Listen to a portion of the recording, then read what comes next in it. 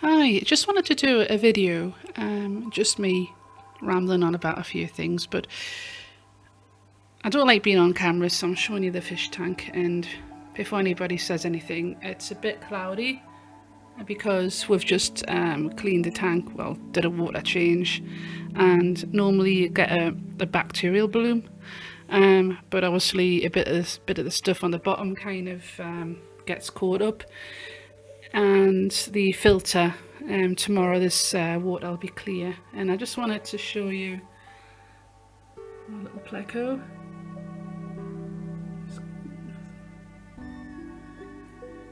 Very odd looking thing, he's very cute though.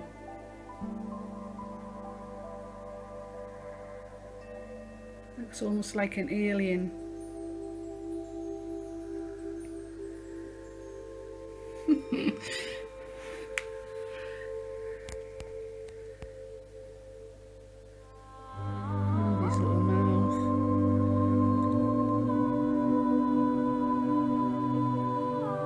Mr. Pleco. He's a bristlenose pleco.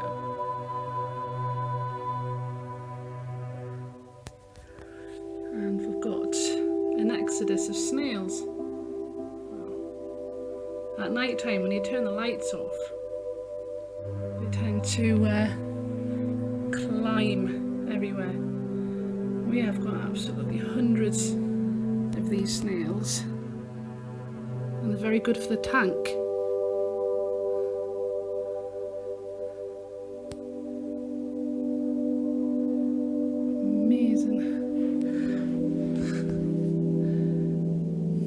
I did turn the light on just before because I wanted to do a quick video, and I think at night time they actually come out.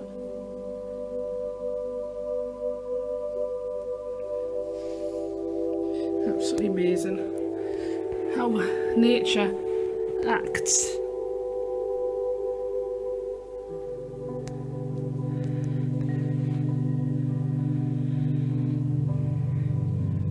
There's our male betta fish.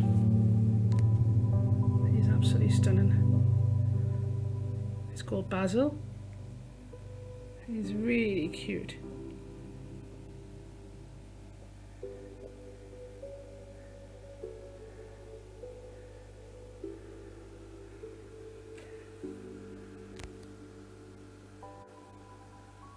But yeah, I just wanted to have a quick, I'll say quick, I mean it'll probably go on for about 20 minutes this or something, but I just wanted to talk about the state of our villages now, and what's happening. I believe many of our village shops are having to close and leave because, for a start, there's a high the cost of renting the property, your commercial property. It costs a lot of money for the shops to obviously keep a place going, and I really believe it's all of a fair, and I'm guilty. My husband's really guilty of this, and it's all of a love affair with convenience and many things to why things are falling apart in our lives.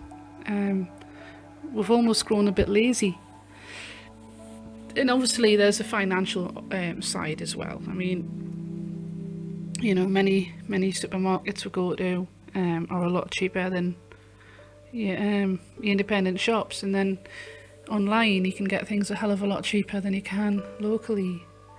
And I'm just asking the question to why do you think this is? Is because we are walking with our feet. We're choosing to go to do a lot of our shopping online, and we're choosing to go to these big supermarket chains.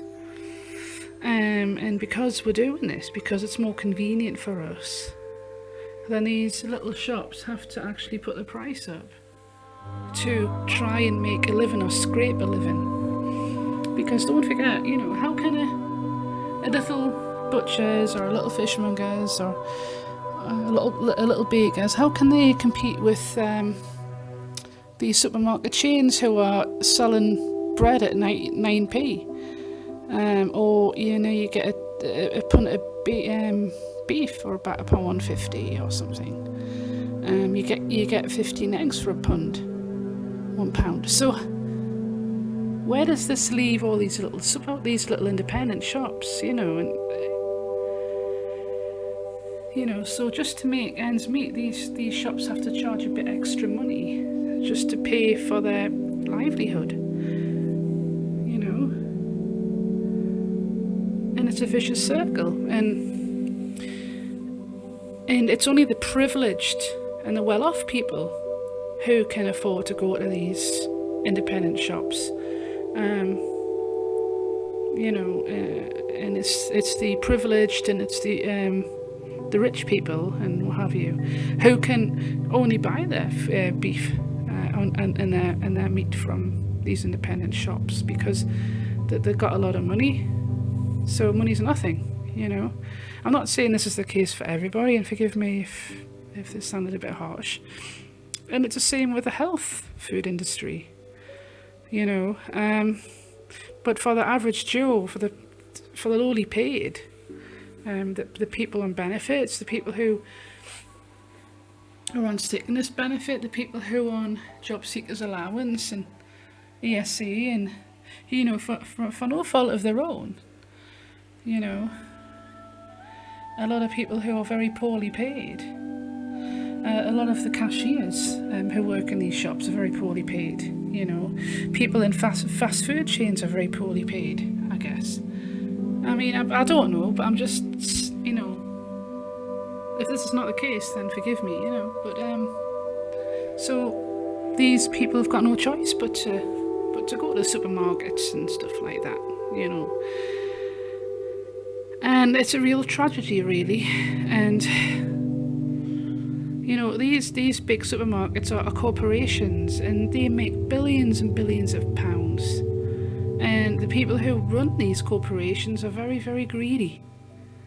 And I'm sure my husband was telling me about something a few years ago. I think a supermarket came to town somewhere, and everybody wanted a bargain, left their independent shops, and all independent shops shut down. And as far as I'm concerned, these supermarkets are like a bunch of magpies. Not magpies, cuckoos. They'll come into your town or village, and everybody just leaves and forsakes their independent shops that's been there for years. Because people want a bargain, and people don't like to trundle around the shops anymore and doing the supermarket shopping. They want everything under one roof now, because obviously there's a very busy families trying to make ends meet. Often you'll get the husband and the wife working very busily to earn a living, and haven't really gotten much time. So obviously they're forced into it, really, doing things, more conveniently. But I really believe if we start changing our habits, I'm not saying do everything at once, just little by little. It just takes one family just to change one habit. And I'm talking about ourselves here. Even if you get your box of eggs from a butcher's instead of going to to get them cheaply at your supermarket, which, to be honest with you, we all know about barrier farming, and it's evil. It is absolutely inhumane, and it's evil. But we're supporting this. It's us that's doing this to the chickens. It's not the companies.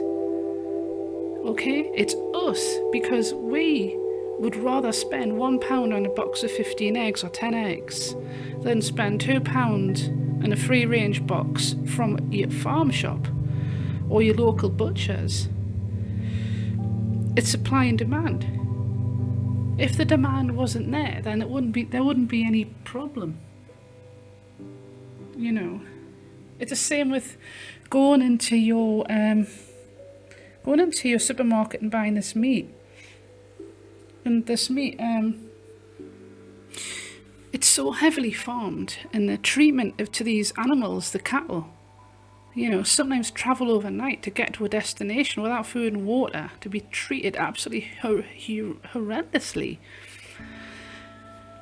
In these supermarkets, you know, these chains and what have you, and there's a very posh supermarket in where I live, you know, and you should see the crime to the animals. The dairy farm, and they say they support animal rights. Well, bollocks! I don't believe that for 1 second. If you look into the milk production and the way they treat the animals and the calf, and they stick the calf in tiny little cage, you know, but I'm not going to get into details there, but we need to start just doing our little bit and supporting our little independent shops.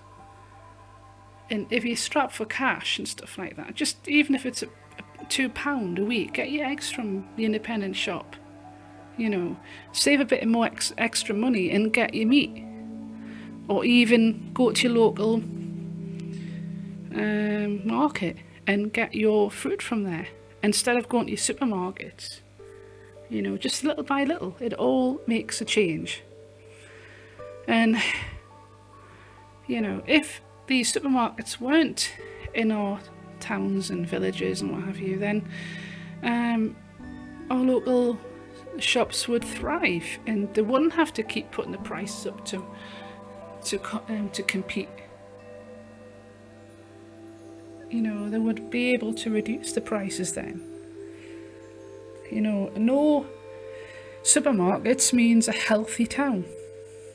That means the food's a lot more healthier. It means your body's going to be a lot healthier. It means that the people who own these little stores and shops and what have you are going to be happier, and they're going to be in a lot better place. You know, it's us, it's our laziness and wanting a bargain, or the poor pay, that it's forcing these little shops to shut down. You know, we've got our little fishmongers not far from here in another town. It's called Newbiggin by the sea, and they've got a fishmongers there, and it's absolutely wonderful. And it opens around about 9:30 in the morning, and it shuts about 11. And they get fresh fish from the fishermen at Newbiggin by the sea, and you can't get any fresher than that. You know, it might be a little bit more expensive, but just imagine you're supporting a little shop who has got their expenses to pay for, and you're helping the fishermen as well, who risk their life to go in the sea and catch the fish, you know. Your local butchers, you know, try and go to your local butchers and support your local greengrocers and stuff. Like I say, just one little thing at a time. Doesn't have to be everything. You know, and also I'm not happy about the conditions that many of the people in these supermarkets are under. Many of these people are, you know, these supermarkets are open from about 9 till 8 o'clock at night, and you know, and I've taken our meter in there. As you know, I talk about microwave radiation. I took our meter in one of them and I've had very high levels. Actually, it was 2 of them. As I go through the door, you're literally being nuked. Very high levels of radiation, and it was reading 1,000 to 300 millivolts per square meter. And this is when you go in the entrance. And then you've got your metal. It's basically metal structure. You will look up, you've got metal beams and metal. And this radiation bounces and it intensifies. So you've got a lot of people actually go to these supermarkets, so every single person will have a smartphone, and that's 6,000 millivolts by itself. So you've got, like, say 100 people in that shop, each with a smartphone, right? It's high in radiation as it is, and you've got all these wireless devices, and So just think how unhealthy these places are, and especially if you work at these places, it's terribly unhealthy for you. And often you get these poor cashiers sat there being fright to hell. I measured 3,000 millivolts going through a checkout. And then you've got these cashiers with these Bluetooth headsets in. It's absolutely ridiculous. These aren't places. These aren't places of safety. They really are a health risk. So, if we change our habits and I'll say boycott these big corporations, then it's going to benefit our little towns and villages and stuff, you know, because we take the soul out of village when one of these supermarkets come to town. It rips the heart out of the village. So yeah, I think we need to change. And also, have you noticed that all your meat, everything is covered in plastic now? Every single thing's covered in plastic. You know, your fruits in plastic bags. You know, even the biscuits, sometimes you've got biscuits which are wrapped in individual packets inside of a packet. So, I mean, if we carry on as we are, people are going to get really ill, and these fat cat corporations and these people who own these corporations are extremely greedy. Corporations are, pharmaceutical industry is extremely greedy. World Health Organization, the same. It's all corrupt. Telecommunications industry is all corrupt, and they're taking advantage of our stupidity and our laziness. So it's so easy to blame the corporations. Yeah, I know it's so easy to blame other people. Yes, that's me as well. But at the end of the day, we are to blame for the state of the world. And these corporations know how to take advantage, you know. So we really need to start, you know, taking responsibility for our planet, for our loved ones, for wildlife. Radio frequency radiation destroys birds, it destroys bees, that is a fact. And I tell you another thing, you know, being born in the 70s, you know, we would wake up at crack of dawn, we would hear birdsong. I would often complain as a child, oh, they keep us awake, you know, birdsong, thick to your ears. Well, it was absolutely deafening, but it was beautiful, and we had many birds visit the garden, lots and lots of creatures in the garden, lots of birds, species, lots of butterflies, bees, what have you. And it's the bird song, it's a thing of the past for me here, and it's not normal.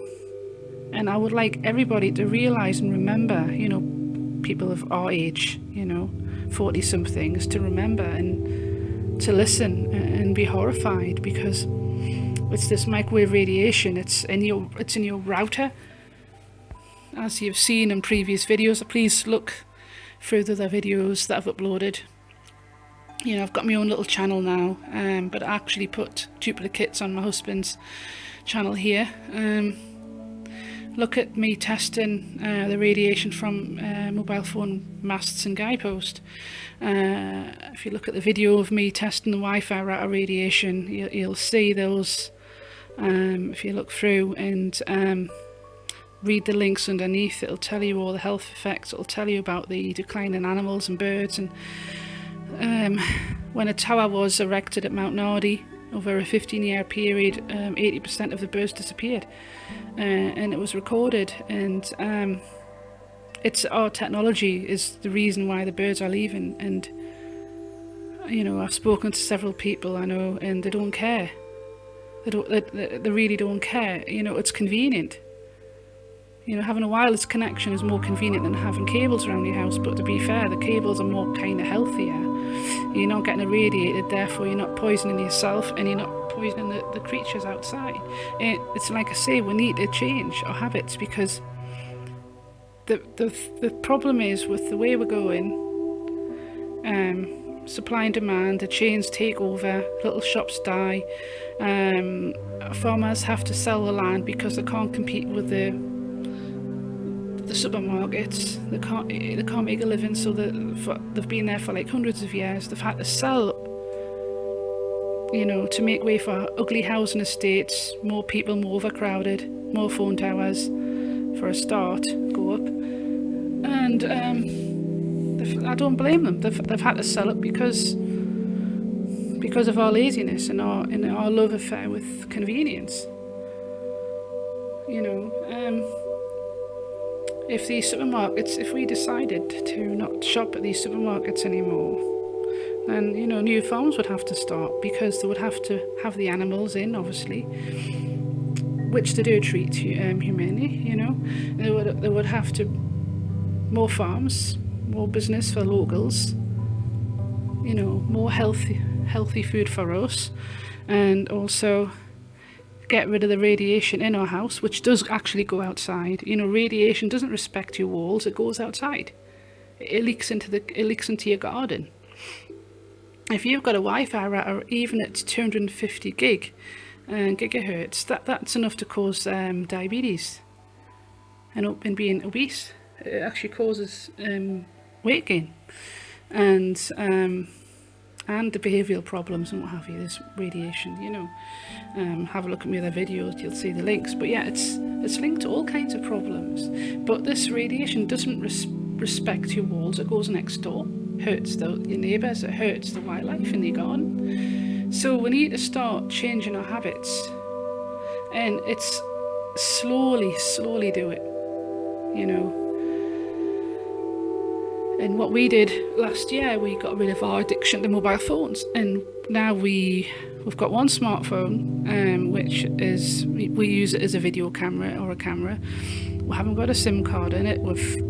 It's on airport mode, and it spends most of its time turned off. We've got 2 old school Nokias now, which has spent its life literally turned off in the kitchen.